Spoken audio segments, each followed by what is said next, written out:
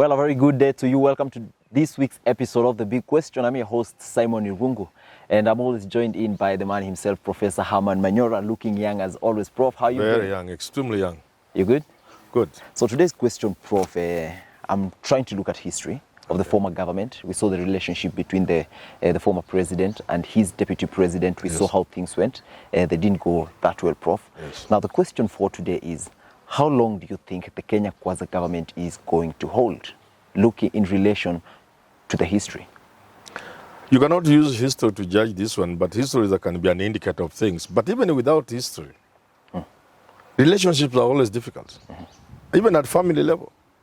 Political relationships are even much more difficult. So it shouldn't surprise anybody if Gachagua and Ruto were to go into headwinds, have problems. It shouldn't surprise anybody. Okay.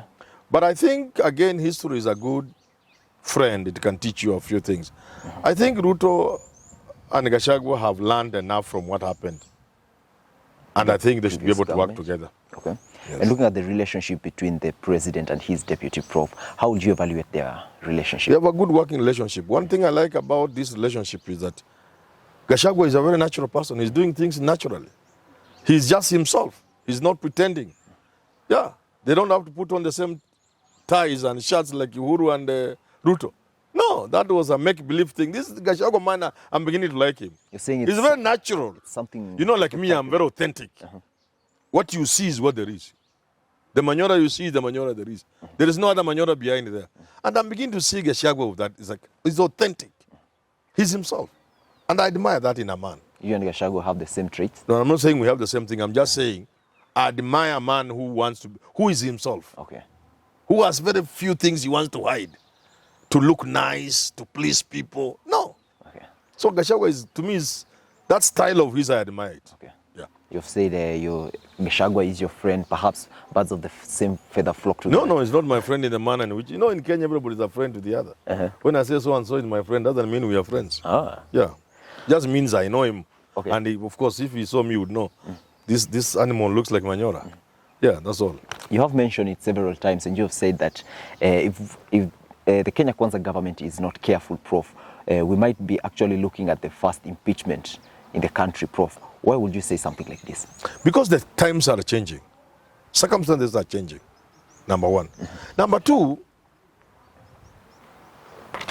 the speed at which things are happening and the pain in the country, the problems facing and the challenges facing this country, and the attendant attempt at solving them, I'm seeing there's a problem there. So we could as well get into at a time when the people are not happy with what's going on.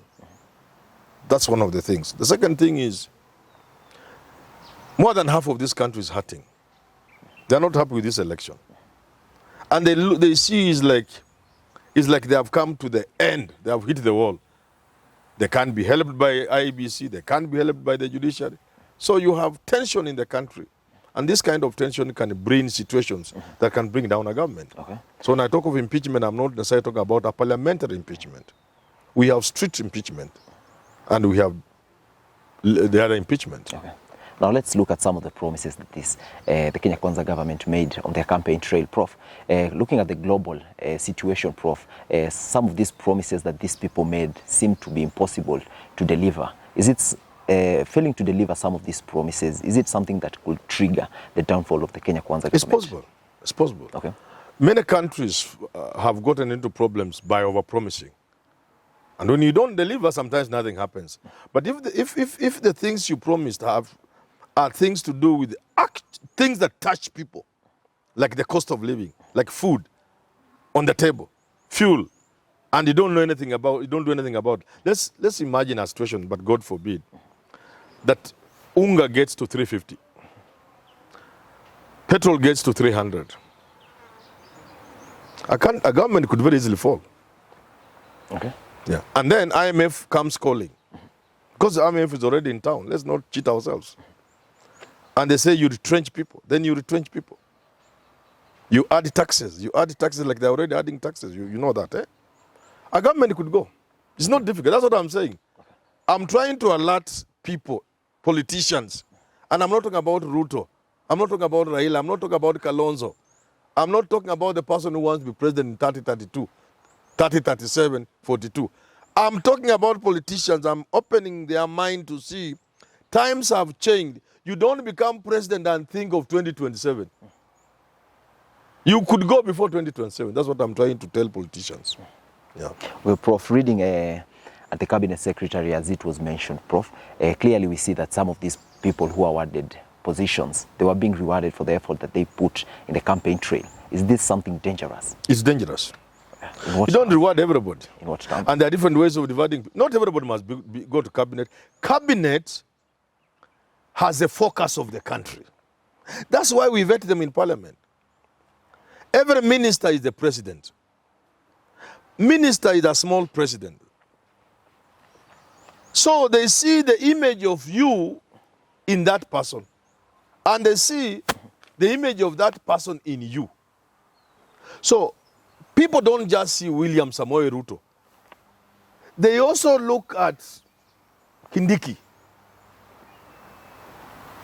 The image. He's the representation. It brings representation of Kindiki in Ruto. You see? They look at the representation of the man you appointed in you. And because politics is about people believing in you. So the question, how much will people believe in you if you are giving them certain characters?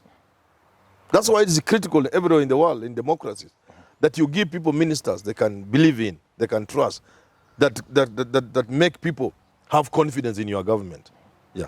So you have many friends. You reward friends in different ways. Not every friend must go to cabinet. Okay. Some you give business. Kenyans love money. Ambia we anda anza kampani, I will give you water drilling in Machakos. You make your 2 billion, you go home. Government tender, yeah, nitakupa. Wengine make them something where and make no mistake, there are some people who can perform, but the name is bad. Okay. So remove them where the country is focusing, where they are being seen. Take them where nobody knows, and then give them a job, and they do it. So there are many ways of rewarding friends. It can't all be about cabinet. I'll keep on referring to history in this conversation, Prof. Let's see, we see how things went with the Jubilee government. Things weren't going that well when it comes to the cabinet positions. We saw most of them were actually removed from this position. Now, Prof, this is someone being rewarded for the effort that they put in the campaign trail, Prof. Now, how difficult is it going to be for the president to remove these people from position if they go contrary to what is expected of them? That is another problem with big assembling friends. Sometimes when you want to slap them, you remember they are your friends. But you can't help it. You can't avoid it. You'll have to put friends in cabinet, certainly. But if I were the one making cabinet, I was the one making cabinet, I'll go for substance rather than friendship. Okay. Because that is where government is. You need men in the cabinet who can even quarrel. You need a man to bang the table, even when the president is there, and walk out. You need a minister to walk out of the cabinet meeting. Someone like Martha Karua? Yes. You need somebody to tell him, Mr. President, this GMO you are bringing to this country will destroy this country. I've tried my best to convince you. You and your Minister of Agriculture have refused to listen. I don't want to be member of this cabinet. Not when you are bringing GMOs to destroy this country. We need men of that caliber. They are not many, but they are there. Government formed around friendship, Prof. Is it dangerous? It's very dangerous. How? Dangerous because there are certain things you can't do to a friend. Okay. And friends sometimes fear hurting you. So they can't tell you some of the things Manyora will tell you. If you put him in cabinet, be sure I will tell you very uncomfortable things. Of course, with civility, with decorum, observing protocol. Some I can't say in cabinet. Some I will seek audience with you. But when my colleagues are saying useless things in cabinet, I'll point out in cabinet. Say, you want to destroy this country. Okay. This country is not about you and your children alone. This country is about the children and the children and the children of this country. Born and unborn. And these GMOs will destroy this country because they are going to wreak havoc on biodiversity. So if I was in cabinet, the GMOs will not pass. Okay. There's this conversation of who is third in command. We saw there was maybe perhaps a competition between Moses Wetangula and Musalia Mudavadi. We also saw the roles that Musalia Mudavadi was given. Some people saying that these are roles of the deputy president. Prof, is this something to watch? This country has no place for third in command. This country has only one commander-in-chief. President, and this time is President William Kipchirchir Samoei Ruto. There's only one commander-in-chief. And there is a deputy president who waits just in the event the president died or resigned or was impeached. At a second in command, hakuna. We don't have a second in command. We have one commander-in-chief, one president, one governor.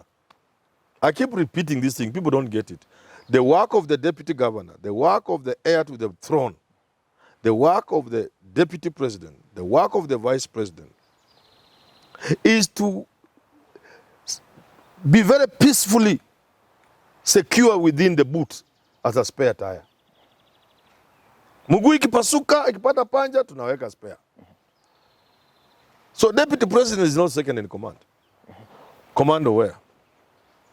But he's the president when the president is not. No, even when the president is not there and the deputy president is around, the number of things he can do are so limited.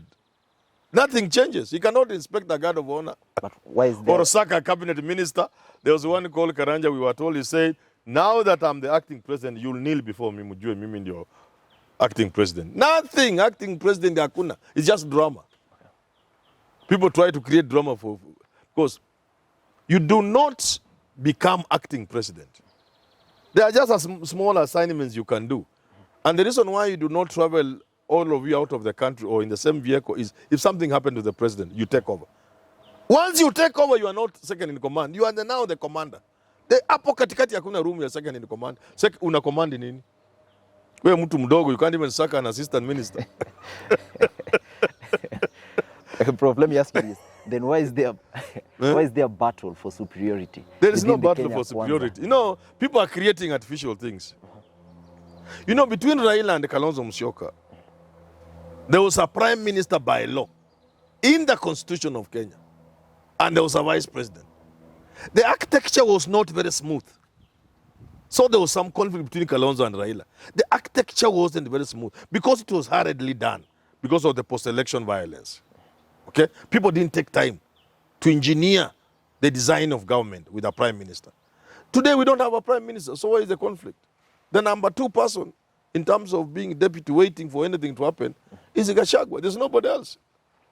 Then Weta, Papa Aroma, if something, these two are not there, Papa Aroma takes off for 90 days. Now Weta the 6th. Weta, yeah, he can be the 6th without you knowing. Kwa urahisi tu. Yeah, that's how life works. But we ask God to keep our leaders safe. We love them so much. Okay. Yes. Now let's circle back to the big question for today. How long do you think the Kenya government is going to circle? Do you think they have what it takes to hold together for 5 years? Yeah. This government is strong. It has support. It is led by a very competent president with another competent deputy president. They should just try to get better ministers than the ones they have given us. But the government will hold until 2027. But if they go and sleep because they are waiting for 2027, my advice is it can come in 2 years. They find themselves facing the people in an election or actually looking at State House from Viusasa when somebody else is there.